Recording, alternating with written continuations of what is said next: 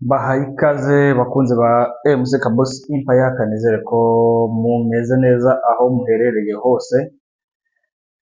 Kasuhuze abakunzi ba MC Kabos bari mu Rwanda, by'umwihariko abari imbere mu gihugu. Murabizi ko hari icyubahiro cyanyu cyihariye tubagomba, tubatera n'amasari kabisa, by'umwihariko abatinyuka kutwandikira bakatubwira ati ibyo mwavuze aha n'aha bimeze gutya na gutya gutya na gutya, bakaduhereza ibimenyetso n'amafoto n'amajwi y'ibyo tuba twavuze, bishimangira neza kandi biza bigahamya ibyo tuba twavuze. Nuko rero abari mu Rwanda ndabashimiye, kandi nanabasuhuza cyane mbikuye ku mutima. Igihe kizagera natwe izuba rirase mu gihugu cyacu, dushyire twizane, aho kugira ngo tujye dukomeza tuvugire munsi y'uburiri, mutwohereze amakuru muri munsi y'uburiri. Igihe kizagera rwose mujye muza mudusure kuri aya macano, kuko ndumva n'ibintu bihindutse mu Rwanda. Ndumva nta kirenze, ni ugukora nyine twisanzuye, nta kindi, ni ugukomeza akazi kacu ko guhugura abanyarwanda kuri aya macano yacu n'ubundi ya YouTube kuri MC Kabos Empire. Ndumva nta kindi kirenze n'abandi gukora kabisa, kuko nkunda kuba muri sosiyete ihumutse. Ntabwo nkunda kuba muri sosiyete ihumye, usanga bagendera mu kintu gisa nk'uburangare, usanga bagendera mu kintu gisa nk'igihorere gusa, bagendera mu kintu gisa nk'induroya. Ntabwo mikunda. Nkunda kuba muri sosiyete ihumuye. Ntabwo rero umuntu ahumuka gutya gusa, byanze bikunze hari abagomba kumuhumura, hari abagomba gufatiraho urugero bakamuhumura. Akazi ko guhumura abanyarwanda no kubarogora no kubagira gute no kubabwira ibiri kugenda imbere mu gihugu, kabone n'ubwo ibintu byahinduka, kano kazi rwose sinakareka, ngomba gukomeza nkabwira abanyarwanda. Kansuhuza abanyarwanda bari mu bihugu duturanye, nanasuhuza abari muri ibyo bihugu nyine nk'u Burundi, nsuhuza abarundi, nsuhuze n'abanyarwanda bariyo, abari mu Bugande, basuhuze Tanzania, muri Kenya kabisa cyane kabisa, mu gihugu cya Kenya, igihugu gifite demokarasi. Ngira ngo uyu munsi ni umunsi w'ubwigenge mu gihugu cya Kenya. Bagize ubwigenge banabugize, ubona ko muri Kenya, igihugu cya Kenya ni mumwe mu gihugu nkunda. Kubera iki ngikunda? Ntabwo ari ko giteye imbere kurusha ibindi bihugu byose, ngikunda kubera ko gifite ubwo bwisanzure no kwishyura ukizana. Nta muntu ushobora kurenganwa, nta muntu ushobora kugira gute. Bishobora kuba nk'uko ahandi hose bibaho, simbihakana, ariko nibura iyo bigeze mu butabera habaho ikintu kimeze nko kuringanisha abantu bose. Ndibuka ubwo perezida Arap Moi yaravuyeho, ubutegetsi bwa perezida Arap Moi bwari bumaze imyaka 20 ku butegetsi. Perezida Arap Moi yagize gutya, abaturage bamujyana mu nkiko, babasha kumwambura isambu yari ifite agaciro ka miliyoni 10. Uwo yari umuturage umwe, ngira ngo yaratemwa biriya bice byanuze bya Taita, aho bakunze kwita Taveta. Igihugu cya Kenya rero ni mwe mu gihugu nkunda, igihugu kabisa navuga ko giteye imbere mu bijyanye n'imyumvire. Ntabwo ari nkatwe abanyarwanda tukiri inyuma mu bijyanye n'imyumvire. Nuko rero kasimbuke rero abanyarwanda bari muri SADC, ibiri kubera muri Mozambique. Muri Mozambique hari akavideo kakomeze gucicikana, akavideo muri mu gihugu cya Mozambique bavuga Portugal, ahantu hitwa Bobore mu gihugu cya Mozambique, aho ingabo za RDF inkotanyi, aho hantu hitwa Bobore. Naje kuvugana n'umuntu ambwira yuko hariyo insoresore zigira gutya zikajyaho zigafunga umuhanda. Na kiriya gihe Venancio yavuze yuko nta modoka zishobora gutambuka, hari insoresore zitazijya mu mihanda zikayifunga, mbega bagakora igisa nka bariyeri mu muhanda. Muri ibyo ngibyo gusa nko gukora igisa nka bariyeri, urumva nyine biteza ambutiyaje, iki n'ibiki, akavuyo kenshi cyane karavuka. Za nsoresore rero za Kagame, za zindi zita abasirikare ariko mu by'ukuri zikora gisivili, cyangwa se nyine zemeye kuba ibikoresho by'umuntu umwe witwa Kagame. Mu by'ukuri zikora gisivili, nta bintu bakora, nta buprofesiyoneri burimo kabisa. Zagize gutya zijyaho n'amatraka, biriya bintu za brand za gisirikare ziremereye nini cyane. Bageze abaturage babirukansaho mu Portugal bavuga ati mwebwe muri abanyarwanda, hano si mu Rwanda, ni musubire iwanyu. Ukibaza ibi bintu biri muri Mozambique bizarangira gute, kuko bamaze kuvumbura neza na neza ko nta musirikare w'umunyamozambique ushobora kubona hagati mu giturage. Ntabwo bishoboka rwose, bishobora kubona umusirikare w'umunyamozambique ari hagati mu giturage. Iyo babonye umusirikare we wese winjiye hagati mu giturage, nk'uko abasirikare ba RDF babimenyereye, rwose bakavuga ko abangaba ni abasore b'uwo bita Kagame mu by'ukuri Sophie. Nuko rero muri SADC rero abari muri Mozambique mbabwira ati namwe nimucane ku maso muhumuke, ntabwo mwakomereza guhuma n'ubundi bizarangira iriya mpyisi ibariye. Nta kintu mwakora ngo mushimishe FPR Inkotanyi, ntacyo wakora kabisa, nubwo niyo watanga igitambo cy'umugore wawe ukunda cyane, niyo watanga igitambo cy'umwana wawe ukunda cyane, n'ubundi bizarangira iguhembye kukwica. Tumaze iminsi tubabwira abantu babaye ku ngoma ya Nuzeya Habyarimana ngo ba Mitsindo n'abandi batashye barinze bafata n'urwara bagera rwo kwishima sabo gusa, twagiye tubona ba Rwingara n'abandi bo bari n'abacikacumu, bari n'abatutsi. Nta kintu wakora rero kugira ngo ushimishe FPR Inkotanyi rwose, nta na kimwe rwose. Nushaka kubahereza ayo maduka yanyu muyaterure muyabashyira i Kigali, ntabwo ntimushobora kubashimisha, ubundi bizarangira muhembwe ifuni, cyangwa se nyine muce ubwenge murwanire gakondo yanyu. Kasimbuke rero ndebe abari mu Burayi, Canada, Amerika, bihugu byinshi bitandukanye. Canada, Amerika, Ubwongereza, Ubufaransa, Espagne, hariyo abanyarwanda mu by'ukuri. Espagne naho kabisa tuhafite inshuti z'akadasohoka za channel yacu ya MC Kaboss Impact. Abari muri Australia, Mexique, Amerika y'Amajyepfo, ku isi yose abanyarwanda twese turahari mu bihugu bitandukanye bwa Honduras, ubugu bw'uburwa hose twaruzuye kabisa. Kamasuhuze rero, kambahereze ikaze mu kiganiro cyacu cy'uyu munsi. Amakuru ari menshi cyane, amakuru ni menshi cyane. Twari twiteguye disikuru ya Perezida Tshisekedi, nk'uko nari maze iminsi mbibizeza mbere y'uko bagomba kwerekeza i Rwanda. Perezida Tshisekedi rero muri confidence, mu byizere byinshi cyane, umugabo bigaragara yuko yuzuye imbaraga z'ibyishimo. Burya muri politiki bakunze kutubwira ati mujye mureba icyo bita body language. Ushobora kuba uri kuvuga ikintu ariko wareba uburyo ki umubiri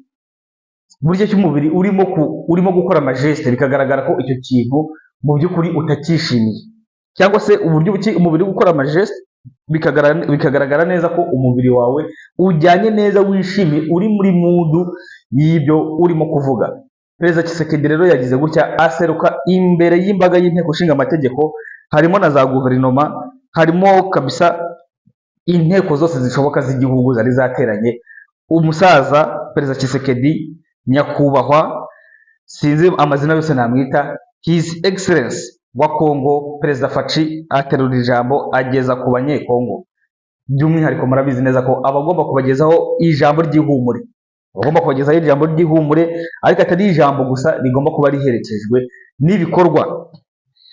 Ibyo rero biryo tuza kugarukaho muri kino kiganiro. Turagaruka ku muvugizi w'ingabo z'igihugu cya Kongo FARDC uri muri Nord Kivu, wo bita Lieutenant Reagan.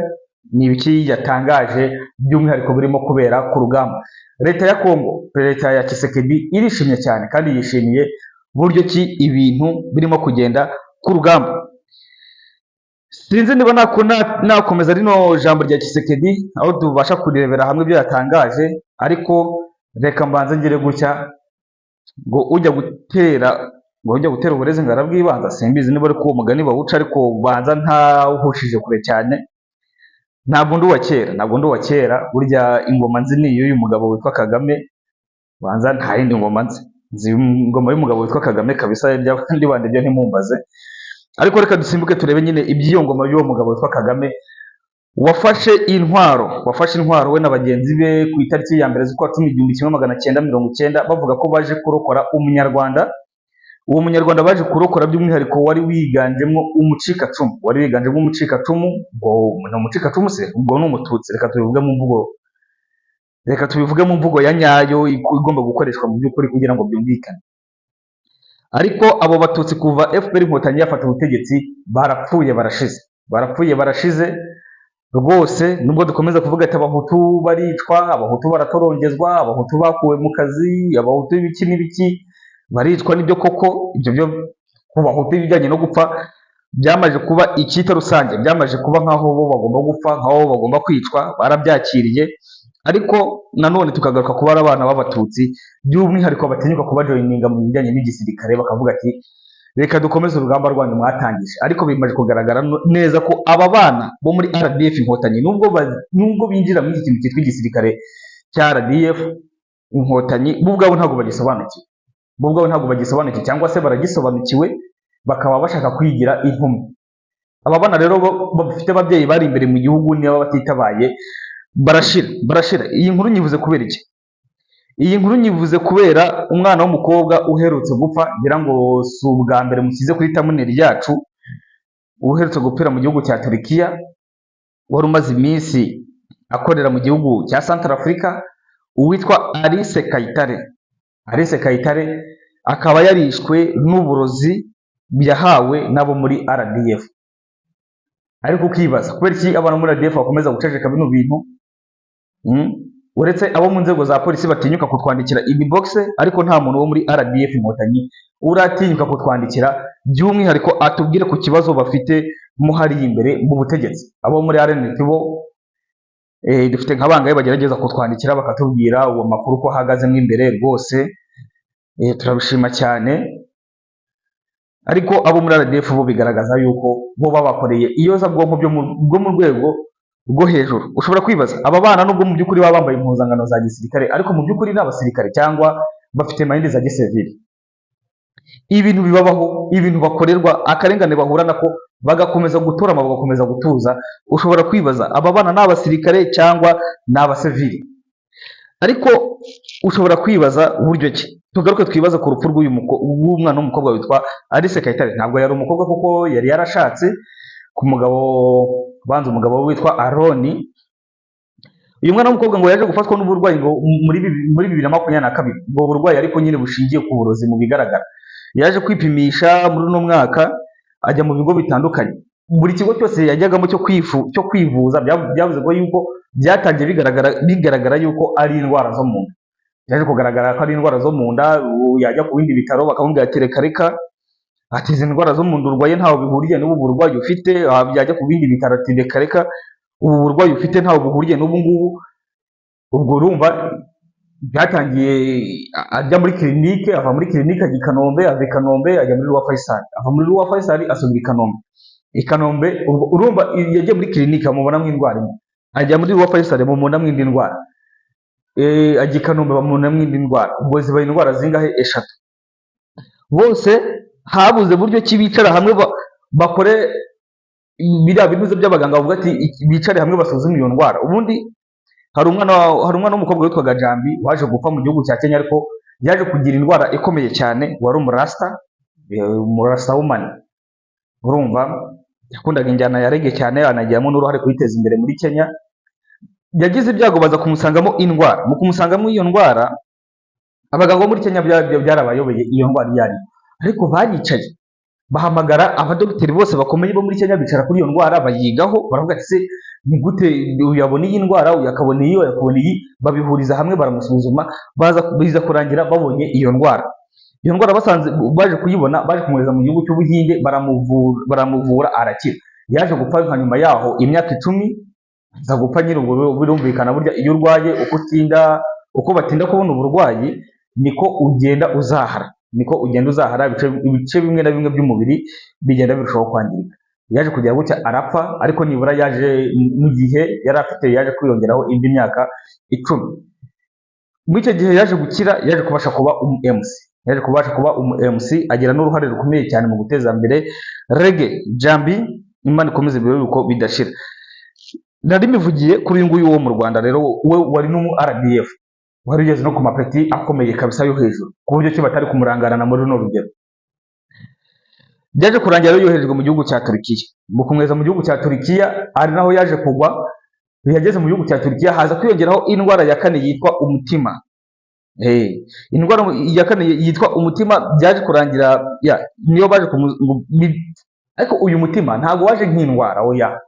Uyu mutima waje kumufata bagiye kumukora surgery, bagiye kumusatura cyangwa se kumubaga kugira ngo babashe kumuvura. Noneho uyu mutima uza gufatwa ngo muri bya kwa kundi ngo barimo gukora ngo processes zo kujyana umuntu kumuvura. Mu by'ukuri yaganiraga n'umugabo we, mu by'ukuri yaganiraga n'abandi bantu b'abanyarwanda ngo barwariye mu ibyo bitaro muri Turukiya. N'abandi basirikare b'abajenerali barwariye muri Turukiya. bose baragendaga rwose bakamuganiriza. Hari n'akavideo kaje gusohoka mbere y'uko apfa atera abantu pisi yagira gutya kabisa, ubona ari umukobwa ubona afite icyizere cyo gukira. Muri icyo gihe bamuteguraga kugira ngo bamujyane mu ntuze nyine kujya kumubaga, kujya kumukorera ntuze za nyuma bajye kumubaga. Umugabo urumva iyo agiye kumubaga burya akenshi bahagenda umurwayi na muganga n'abaganga bagiye kumubaga. Umugabo ngo yasigaye hanze kuko niwe wari wamuherekeje kujya kumurwaza mu gihugu cya Turukiya. Mu kumusiga hanze bidatinze, urumva umugabo hari abandi bantu yaramaje kubona baharwariye, by'umwihariko b'abasirikare, cyane ko ibyo n'imiryango by'abasirikare nyine nababwiye ko bari abantu bo muri RDF bakoresha ibishoboka byose bakarongorana hagati yabo, baba baziranye cyane, ntabwo baba baziranye cyane, ntabwo bakunze gutandukana cyane. Yagize gutya rero, yagize gutya aza kumva inkuru ngo umugore we arapfuye, kandi umutima wari uri gutera mu kanya ngo ati umutima ngo atangiye gutera gake, biza kurangira ngo umugore we apfuye. Umugabo yahise yirukankira muri morgue. Ageze muri morgue asanga umugore aracyashyushye ku buryo rwose ashobora kuba yarakiri muzima. Bivugwa ko ubwo umugore yapfuye burundu nyine bamushyize mu ndege ngo umurambo bawugaruye i Kigali. Umugore aba ararozwe, umugore yishwe n'uburozi. Iri kimenyimenyi cyangwa se ikimenyetso nyamukuru kibigaragaza, uyu mugabo witwa Roni ngo yaje guhamagara muri ambasade. Ahamagaye muri ambasade, ambasade iramubwira ati wikomeza gusakuza cyane ngo bitabyara icyaha, kandi yari arimo atabariza umugore we. Uwo mugabo witwa Roni, urumva umugore we ngo arapfuye, ariko umugabo we ntiyabyumvise. Yaravuze ati no, umuntu twariho tuganira umutima wari uri gutera, arababwira ati umutima kugira ngo uhagarare bisaba igihe kingana gutya na gutya, umutima ukaba uhagaze nonaha, uyu mugore wanjye mumukoze iki? Umugore wanjye mumukoze iki? Bigenze bite? Habaye iki? Cyane ko we yase akajya no muri morgue agasanga umuntu aracyashyushye ku buryo ashobora kuvurwa agakira. Umugore we tayari yasamagara ambasaderi wa Turukiya, ambasaderi w'u Rwanda uba muri Turukiya, aramubwira ati wikomeza gusakuza cyane, nukomeza gusakuza birabyara ikindi cyaha gikomeye cyane, ubashe gufungwa. Tayari biba birarangiye, tayari twatuzi twamunyuza tuba duhitanye umugore we. Impfu zose yari yarasimbutse guhera muri 2020 na kangahe, araje aguye mu gihugu cya Turukiya. Ni ukuvuga iki rero? Ni ukuvuga ko mwebwe mwabana mwe mwitwa ko muri RDF Inkotanyi, nimumenye abo muri kumwe nabo, nimutinyuke mutubwire amakuru by'ibibazo muhura nabyo. Uyu nguyu yarinze apfa rwose, akorerwa ku karengane kose, arinda apfa nta muntu umwe yigeze abibwira. Umugabo w'agahinda rero kamurenze, araturika ibintu arabivuga. Ushobora kujya muri YouTube channel ukandikamo ubuhamya bw'umugabo wa Alice Kayitare. Harimo amachannel menshi ya YouTube yamaje kusakaza ubwo butumwa nako cyangwa se izo audio, ukabasha kuzumva mbere yuko ubasha kudukritika, ariko yishwe n'uburozi. Mwebwe rero mukunda Inkotanyi cyane, uriya muyobozi kuriye polisi iyi saha yitwa Ndera, ngira ngo ni n'umunyacyangugu. Uri kuriye polisi iyi saha yitwa izina ryenda ryibagiwe, umukuru wa polisi iyi saha. Muri audio zimaze iminsi zicicikana, mu udakunda gutega amatwi cyane, muri izo audio zimaze iminsi zicicikana, uwo muyobozi ukuriye polisi, umukuru wa polisi, nibagiwe izina, yitwa Kayikira, nawe akazina ke gatangizwa na kangira ngo ngira ngo, aherutse kuvuga yuko batazongera gukoresha intwaro mu kwica abantu. Birabyo byo kuza buri Kigali wajya kumva umuntu baramuturikije baramwishe, wajya kumva umuntu oya. We ubwe yivugiye yuko amarozi ariyo yica neza kurusha kwica umuntu umurashe, kuko kwica umuntu umurashe bisaba ankete nyinshi. Mu gihe ushobora gukoresha uburozi, umuntu akicwa n'umutima, umuntu akicwa n'impyiko, umuntu akicwa no kurwara umutwe cyane, umuntu agakicwa niba cyo bita ngo stroke, ngo ubwenge ngo busandara. Ntabwo rero we ubwe yivugiye yuko batazongera gukoresha ibijyanye n'amasasu, ibijyanye n'iki oya. Ubwo rero bantu muri mu cyo mwita diaspora, mwitondera abashyitsi babasura, mu bitondere, kubera ko uburozi buri kwinshi, uburozi bw'agatsiko buri kwinshi. Umuntu ashobora kwinjira mu ntuze muri dushe yawe agafata borosada hasanze agasigaho utuntu, we warangiza kuryo wajya kwiborosa nyine bisanzwe nyine by'abasirimu, ugata ko bukwataka. Ashobora kwinjira muri dushe agateramo parufe, ashobora kwinjira muri dushe kiriya cyenda mukoresha muri koga akagiteraho utuntu tw'imiti n'iki. Mwitondera abashyitsi bantu muri icyo bita diaspora, cyane ko umuyobozi wa polisi tayari yarabitangaje. Ubwo se simbarabuye, ndabarabuye ubwo ngubwo abashyitsi mwakira by'umwihariko abavuye mu Rwanda, by'umwihariko cyangwa se abo mukunze kwakira bakunze kujya mu bya ambasade, mubitondere kabisa, ubwo turabarabuye kuko umuyobozi wa RIB umuyobozi wa polisi yavumbuye uburyo bushya bwo kwica, uburyo bw'imbunda bubyara urusaku, imiryango mpuzamahanga ibyinjiramo, ibiki n'ibiki bikabibyara induru nyinshi, ariko iyo ari uburozi baravuga ati yishwe n'umutwe, yishwe no kugwa muri dushe, yapfuye yiyahuye, ibiki n'ibiki, bakabeshya. Bashije rero gutabariza tunihanganisha umuryango w'uyu mwana w'umukobwa wasize umuryango ariko w'umugabo witwa Roni Alice Kayitare, umuryango we n'umugabo we, reka rero tubihanganishe, ariko ntimukomeze kuba ibifobagane, mukomeze kwitwara nk'abasivili kandi muri abasivili. Niba mudashoboye no gukora akantu, nimuduhereze ayo makuru tubashe gusakuza cyane, tuvugirize induru bihehe. Twakomeje kuri disikuru ya Perezida Faci nkuko twatangiye tuyibabwira, yavuganye icyizere, yavuganye igihagararo, yavuganye rwose ubona ko ari nk'umuntu, si nk'umuntu, ubona ko rwose intsinzi iri mu biganza bye y'intambara iri kubera mu burasirazuba bwa Kongo. Disikuru yayitangiye by'umwihariko, mbibutse ko turi mu mpera z'umwaka, abaperezida benshi barimo bafata disikuru, havuyemo Sofia Kagame waburiwe irengero burundu, utakiba mu gihugu, bisigaye tubona mu bijyanye n'amasitade na za arena, sinzi niba ari igihugu gisigaye kiyoborerwa, biteye ikimwaro kabisa. Abanyapolitiki bavuga ko ari muri opozisiyo bakabiceceka, ntibashaka no kugira icyo babivugaho, hariya abasaza bafite amasheni akomeye cyane rwose, nta kundi.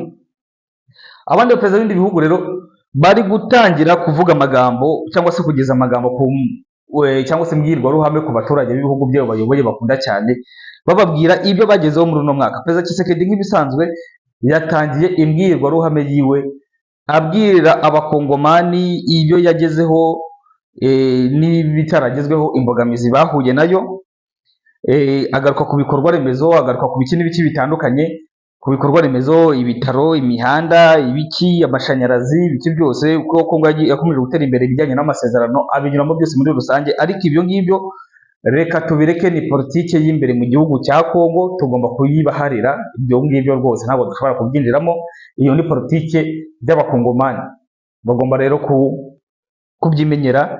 Reka tuhite tureba aho umusaza turi kumuhera sari mu ntambara ziri kubera mu burasirazuba bwa Kongo. Mu burasirazuba bwa Kongo izi ntambara ziraterwa kubera ko igihugu cyacu cyitwa u Rwanda kizirimo kandi kizifitemo uruhare rukomeye cyane. Atangira ziriya ntambara yabanje kwibuka, by'umwihariko babanje gufata nyine akanya ko kwibuka no kuzirikana ingabo z'amahanga n'ingabo z'igihugu zaguye muri izi ntambara zifunze imyaka ibiri.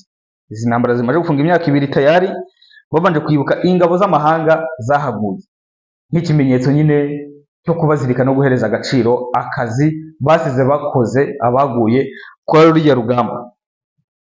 Barabunamiye bafata iminota yo kubatekerezaho. Ubwo rero iyo bigenze gutya, burya reka mbibutse ikintu na mbere ko nkomeza, Perezida Putin niyo sinyale ya nyuma yakoze yo kwibuka ingabo z'Uburusiya zapfuye mu ntambara zose Uburusiya zanyuzemo. Arafata yafashe niyo sinyale ya nyuma yakoresheje mbere yuko atera Ukraine. Ntabwo yigeze yerura avuga ko agiye gutera Ukraine, ariko iyo sinyale nawe niyo yakoresheje. Ni politike rero, ibi turimo ni politike mpuzamahanga, turebera hamwe ibigezeho bihurira, turabireba cyane yuko mu magambo burya ntago biba bitandukanye. Amaze kubibuka yatangiye gushimira ingabo z'u Burundi, atangira gushimira ingabo z'u Burundi zitwa FNLB, ingabo z'u Burundi kabisa. Perezida Tshisekedi ashimira ingabo za SADC, arangije ashimira by'umwihariko Wazalendo. Avuze izina Wazalendo rero, mu kuvuga izina Wazalendo, abantu bose bari muri iyo nteko bose barahagurutse. Wazalendo bayikomera amashyi, Wazalendo bayihereza impundu, Wazalendo babahereza icyubahiro cyihariye gitandukanye n'izindi ngabo zose. Kandi natwe kabisa Wazalendo wananchi, Wazalendo kabisa natwe tubahaye icyubahiro. Abaturage bahagurutse bakirwanaho, abaturage bahagurutse bakamenya agaciro k'igihugu cyabo, bakanga ko igihugu cyabo gikomeza gucikamo kabiri, Wazalendo natwe rero tubahaye respect. Perezida Tshisekedi yavuze Wazalendo avuga ati Wazalendo nabo reka tubahereze icyubahiro cyabo. Imbaga yose yariteraniye muri iyo nama irahaguruka bakoma amashyi bahereza sari n'icyubahiro Wazalendo. Natwe rero Wazalendo abenshi tuziranye, Wazalendo yabangiye 2-3 tuziranye nanjye aho muri izi, nanjye rero mbahaye icyo cyubahiro, nanjye mbahaye iyo respect kabisa. Nimuyakire hano kuri MC Kabosi cyaribahaye. Yarakomeje ashimira FARDC uburyo kibitwaye ku rugamba, byamutunguye cyane by'umwihariko uru rugamba kuva twatangira kuno kwezi kwa 12. FARDC yararwanye ku buryo bukomeye cyane, kubera ko ndagira mbibutse yuko kubera iki muri kuno kwezi kwa 12, kuno kwezi kwa 12 ku ruhande rwa RDF mu 23, ku ruhande rw'abashyigikiye Kagome bari bakeneye ikintu bazajyana ku meza y'u Rwanda muri Angola ku itariki ya 15 dutegereje. No ku ruhande rwa Faci barwanaga nuko bagomba gukubita biriya bintu byose bakigarura uduce rwose twigaruriwe na M23. Byaratunguranye rero kureza kino cyumweru cyose bakagaruza hafi uduce turenga 12 twari twarigaruriwe na M23, rwose baratwigaruriye. Ubwo rero Perezida Faci yashimiye FARDC. Mu kuzishimira rero, mu gushimira FARDC, mu gushimira Wazalendo, mu gushimira SADC, mu gushimira ingabo z'u Burundi, yavuze ati nibyo kuko turi mu ntambara, kandi ibyo ku ruhande rw'u Rwanda rwa Kagame bibwiraga ko bazatsindira iyi ntambara byoroshye, reka byabaviriyemo amazi nk'ibisusa. Nta magambo ya Perezida Faci ndimo kugerageza kubabwira, ati byababyara amazi nk'ibisusa, bakamye ikimasa, nta kintu bazigera babona mu gihugu cyacu, nibibagirwe. Ndetse arababwira ati nubwo turi muri izi ntambara, twebwe ntabwo tukiri kureba muri izi ntambara ziri hano, oya turimo twitegura finali y'iyi ntambara.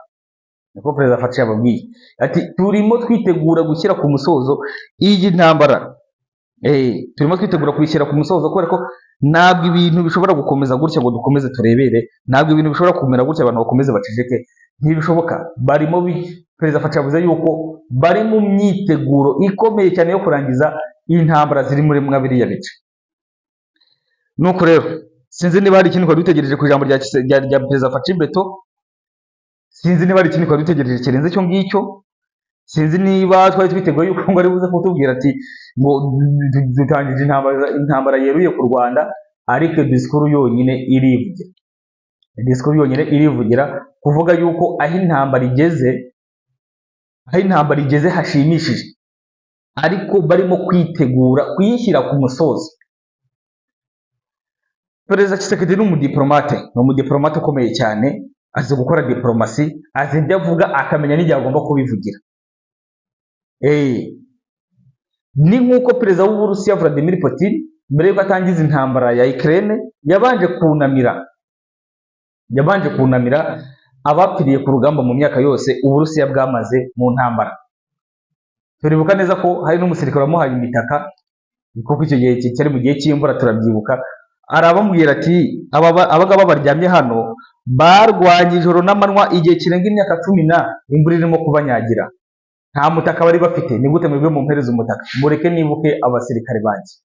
Perezida Faci kabisa, umupatriote nyawe, ijambo yatubwiye ukore mutwe ushaka ugire gute na gute, ariko akarere kacu iyi ntambara igiye kwaguka igere kure cyane. Igere kure cyane. Ibindi mureke tubihereze igihe. Ibyo Perezida Faci yavuze mu by'ingenzi, mu bitureba by'ingenzi, dore ni ibingibi. Ibintu byakomeje kuvugwa rero, ndagira hano tugaruke turebere hamwe mu bintu byakomeje kuvugwa. Hari ikibazo gikomeye cyane cy'abantu bakuwe mu byabo, impunzi zakuwe mu byabo. Iyi saha FARDC bakomeje kwigarurira uduce, iyi saha FARDC bakomeje gukora byinshi bitandukanye. Hari abasivili barimo kugera gutya bagataha, cyangwa se abaturage bagasubira mu byabo. Mu kugera mu byabo bari gusanga haratujwe abantu bashya, amasambu yabo yarigarurira, bikabyara izindi ntambara. Ni ikindi kibazo gikomeye cyane. Birutse kumva madamu Koyikwamba abivuga muri Loni, avuga ati ahantu M23 yafataga yagendaga ihashyira abaturage bashya, igenda igashyira abaturage bashya, abandi batagera bicaga bahasanzwe cyangwa se abandi bagahunga, yarangiza ikazana abaturage bashya ikabahatuza. Ubu rero bamaze kubambura, M23 yamaze kwambura uduce twinshi dutandukanye, abaturage barimo gusubirayo bagasubira mu byabo bagasanga tayari byamaje kwigiramo n'abandi bantu. Banyarwanda nyarwandakazi, ndagira twibukiranye intambara iba muri 94, 95, 90 kangahe, abantu benshi bahunze bajya mu mashyamba ya Kongo, abagerageje gutaha uburyo basanze ibintu byarabaye mu gihugu. Abantu niyo mpamvu biriya bintu byabaye mu Rwanda neza neza, biriya bintu byabaye guhera muri 90 kugeza n'iyi saha, bisa fotokopi n'ibiri n'intambara M23 irimo kurwana, cyangwa se RDF M23 barimo kurwana mu gihugu cya Kongo. Abantu bahungiye muri Kongo, kandi koko murebe uburyo ki abantu bahungaga, murebe hafi 90% bose b'abantu bahungaga, bose bahungiye mu gihugu cya Kongo, bose bahungiye mu gihugu cya Kongo. Barangije babohereza imbunda zajyaga kubarasa n'ibisasu n'amagrenade, Loni ifatikanyije na FPR ifatikanyije n'ibiki, n'undi bajya kubica. Abandi bakabohereza amandazi aroze n'ibikoma biroze n'ibiki byose bigomba kuza nk'imfashanyo za Loni, abantu bagapfa. Abagerageje kurokoka ibyo bintu, abatahaga basangaga ubutaka bwabo bwaratwawe. Iyi saha hari abantu babuze na kimwe kabisa, badafite ubutaka, badafite n'iki, kandi imbere yaho bari batunze, bitewe n'iki, intambara bakuye mu byabo bagaruka bagasanga ibyo bintu byamaze gufatwa n'abandi bantu bavuye mu Bugande, bavuye mu Burundi, bavuye hehe. Fotokopi rero nibiri kuba muri Kongo, fotokopi niba muri Kongo, Madamu Kayiko ambarutse kubivuga muri Loni no mu ziriya nama za Tshisekedi, nabyo bagiye babigarukaho. Ubwo rero ni ibintu biteye kwibaza. Arega ntabwo ibi ngibi bizakomeza gutya ngo bikunde, ntabwo bizakomeza. Iki gihe isi yose cyane ku matara, uretse ko mbona ari FPR Inkotanyi ikiri mu myaka, imyumvire yabo n'imitekerereze bidashaka guhinduka, bakiri mu myaka za 88, bashaka kujyana tekinoloji, bashaka kujyana kibari mu gicuku, barasinziriye. Ariko ntabwo bakomeza gukora amanyanga bakoze muri 94, muri 90, muri 90 kangahe, ni sa ukomeze ibintu ukomeze kubijyana muri uwo mujyo ngo abantu bakomeza birebere ngo baceceke. Ntabwo byakunda, abantu se basinziriye bingana iki? Icyo rero ni biri mu bintu byagiye bigaragara hariya. Ndagira dukomeze n'ikiganiro cyacu, cyangwa se n'ingingo turimo tuganiraho. Tayari umujenerali wari ukomeye cyane muri M23, wari ukomeye muri AFC, wari ukomeye AFC M23, tubivuze byose ni ikintu kimwe, ngo nta handi hose haranuka, byose ni bimwe kabisa. Uwitwa Generali John Inumbi tayari yamaje gutabwa muri yombi mu gihugu cya Zambia. Agomba koherezwa hehe? Agomba koherezwa i Kinshasa vuba na bwangu, nawe agakatirwa burundu, kimwe n'abandi bose barimo kugambanirwa, nako barimo kugambanira igihugu cya Kongo mu iki gihe kiri mu ntambara. Tayari Inumbi yamaje kugira gute? Yamaje gufatwa, agomba kugarurwa muri Kongo. Uyu ndagira mu bibutse, ni umuntu wari ukomeye cyane ku bw'ubutegetsi bwa Perezida Kabila, ngira ngo nabo bakoranye cyane. Ku bwa Tshisekedi baje kunaniranwa, birangira abacitse, birangira agiye gufatikanya na AFC M23. Tayari rero yamaje gufatwa. Ubwo rero mugenzi witwa niba ari Nzenze wari hehe, nabwo nawe tayari amaboko arimo aramugira gutya, arimo kumukorakoraho. Tayari rero birakomeye birakomeye, abantu bakomeje kwitwara kinyeshyamba, ariko ntabwo byakomeza gutyo, kuko leta yari iriho ya Kabila na leta ya Tshisekedi ni ibintu bibiri bitandukanye. Perezida Tshisekedi akomeje gukora akazi kenshi gakomeye kandi kameze neza cyane kandi karyoshye. Ubwo reka dukomeze tubimushimire, dutegereje Generali Inumbi i Kinshasa, tayari wamaje gufatwa, wakoze amabi menshi cyane ari muri M23. Nuko rero hari ikindi kintu twaganiraho, cyangwa se turangiza n'ikiganiro cyacu. Ndagira mbibutse umuvugizi w'ingabo za Congo FARDC witwa Rigani Mbuyi, Lieutenant Rigani Mbuyi wa FARDC, wamaze gutangaza ko tayari Wazalendo FARDC bamaze kwigarura uduce twinshi cyane dutandukanye. Abana bakomeje kugwa mwa biriya bintuze, mwa biriya bice. Ariko tuvuga bino bintu kuko ibi yabitangarije kuri Radio Okapi. Ubaye wumva Urufaransa neza cyane, wasimbukira kuri Radio Okapi ugatega amatwi disikuru yose. Ariko hari ikintu gikomeye cyane tugomba kwibazaho. Kuki leta y'u Rwanda ikomeje gufata intwaro zayo ikajya kuzibika mu gihugu cya Kongo, by'umwihariko mu duce ngo bari barigaruriye, bakomeje gusangamo intwaro zikomeye kandi zidakoreshwa kandi zigezweho. Kubera iki? Harimo gutegurwa iki? Ni ibintu byo kuza kurebaho. Ibyo byose birimo gutangazwa muri RDF, bikomeje gutangazwa, amaudio yakomeje kujya hanze, bivugwa yuko rwose muri RDF hari ahantu ngo babikaga intwaro, ahantu hari izina kanaka ngo babikaga intwaro, tayari bagiyeyo basanga ububiko bw'intwaro Burera de bwaribwe, nta kintu gihari. Ariko izo ntwaro zose kwibwa, ese koko zaribwe cyangwa ni umunwa wari kubivuga gutyo gusa, cyangwa se n'iza ntwaro bari gushyira reserve mu gihugu cya Kongo? Muri iki gihe Kongo iri kwitegura kuzitwika. Mu minsi yashize twababwiye yuko ingabo za Loni zifatanyije na FARDC bagiye gutwika ziriya ntwaro, bagiye kuzihiga ahantu hose ziri, kuhafatisha byose ibintu bigoye. Iyi nyinshi tayari zatangiye guhungira mu gihugu cy'Ubugande. Kuki bakomeje kubikora gutyo? Baratubwira iki? Mu mateka y'u Rwanda byagenze bite? Kuko murabizi ko dukunda kubabwira ikintu tukagihuza n'amateka y'igihugu cyacu. Banyarwandakazi rero, ingabo z'igihugu, mwebwe mwitwa ingabo z'igihugu cyangwa se ingabo za Kagame, nyaboneka nimureke ubugegera, mureke kwitwara nk'abasivili, nimwitware gisirikare, mutinyuke mutubwire akarengane mukorerwa aho ngaho, kuko murajunjamye cyane. Nimutinyuke mutubwire, mureke kwitwara gisirikare, mureke kwemera abantu babakubita ikibungungu nabo majoro ngo nibiki, ibyo ngibyo mu byanga. Mutinyuke mutubwire, mutinyuke mutuganize. Ubwo burozi barimo kubahereza muhereze bene banyu, ubwo burozi bwo kurugana hagati yanyu ni mu bwange. By'umwihariko ndabwira urubyiruko nk'aba bana b'abakobwa baretse gupfira muri Turkiya. Muri Turkiya ngo hari abasirikare benshi cyane ngo barozwe. Kubera iki? Nanone iki ni ikintu tugomba kwibazaho. Kubera iki ari transfer zo muri Turkiya gusa zirimo guhabwa abantu, by'umwihariko abahoze mu gisirikare cya Kagame nabo binjiranye? Kubera iki bari kubahereza muri Turkiya? Nta kindi gihugu gishobora kubakira, nta kindi gihugu gishobora kubavura. Kubera iki? Ni ubuhe burozi buri aho hagati ya Turkiya n'u Rwanda barimo guhabwa, ko ntawe urimo kujyamo hariya ngo birangira atashye? Uri gutaha ari gutaha ashimira Imana. Numvisha ngo n'uwayoboraga hariya muri Campo Delgado nawe tayari ubu ngubu ariyo bamuhaye utuzi twa Munyuza. Ni ibi mwarwaniye mwa Nkotanyi mwe, mukarwana imyaka na Nyagateke? Ni ibi mwarwaniye? Mbona murutwa rwose n'abasivili pe,